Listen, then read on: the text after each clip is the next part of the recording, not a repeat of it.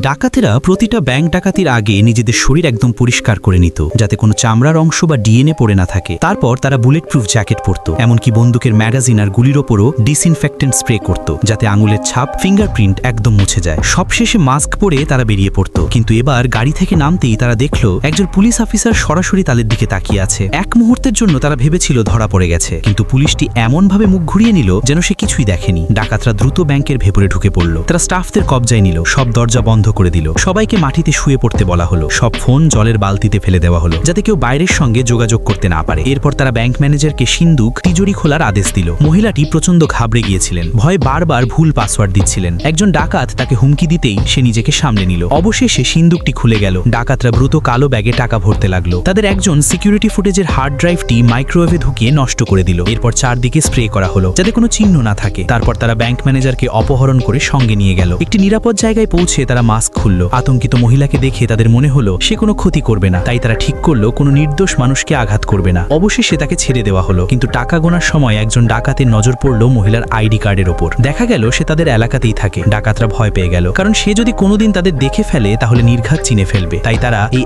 আপদ চিরতরে সরানোর সিদ্ধান্ত নিল। পরের দিন একজন ডাকাত ইচ্ছে করে এই মহিলার সামনে গিয়ে দাঁড়ালো। সে দেখতে চেয়েছিল মহিলাটি তাকে চিনতে পারে কিনা, কিন্তু ডাকাতটি বড়সড় একটা ধাক্কা খেলো, কারণ মহিলাটি তাকে চিনতেই পারল না। উল্টো সে তাকে পছন্দ করতে শুরু করলো। যেমন যেমন তাদের সম্পর্ক এগোতে থাকলো, ডাকাতটি বুঝতে পারলো সে সত্যি মহিলার প্রেমে পড়ে গেছে। অপরাধবোধে দগ্ধ হয়ে সে তার সঙ্গীর কাছে সব সত্য খুলে বলল। সঙ্গী প্রথমে ভীষণ রেগে গেল, কিন্তু পুরো ঘটনা শোনার পর সে মেনে নিল চাইলেই সে অপরাধের জীবন ছেড়ে দিতে